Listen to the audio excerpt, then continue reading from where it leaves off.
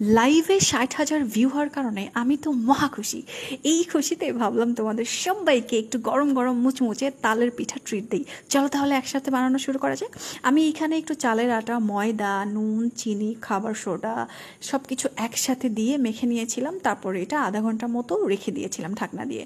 এরপর এই যে তেলটা অনেক বেশি আছে গরম করে তেলের মধ্যে পিঠা ছেড়ে দিলাম। আমি একেবারেই এক্সপিরিয়েন্সড না, ইউটিউব দেখে শিখেছি, যদিও মা নেই কেউ নেই, একা একা বানাচ্ছি, জানি না কেমন হয়, বাট তোমরা তো আছেই।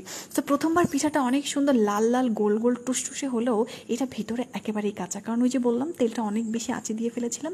এইবার দ্বিতীয়বার দেওয়ার পরে আমি না চালাকি করেছি, বুঝছো, তেলটা একেবারেই কম আঁচে দিয়েছি। আর দেখো আমার চালাকি কাজে লেগেছে, কালারটাও সুন্দর আসছে অ্যান্ড ভিতরেও খুব সুন্দর মতন পিঠাটা সেদ্ধ হয়ে গিয়েছে। এইটা থার্ড টাইম আমি ভালো হয়েছে দেখে একটু সাহস পেয়েছি, আর তারপর একেবারে অনেকগুলা দিয়েছি। দেখতে কাঁঠালের মতন লাগতেছে তাই না?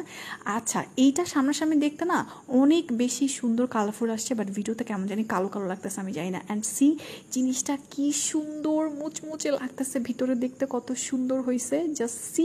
এটা অনেক ইয়াম্মি, ট্রাস্ট মি। তোমরা সবাই খাও, খেয়ে বলো কেমন হয়েছে। আর প্রথমবার বানিয়েছি ইউটিউব দেখে, যদি কেউ রেসিপি জানতে চাও কীভাবে এত সুন্দর গুলুগুলু হইলো, তাহলে অবশ্যই কমেন্ট করো।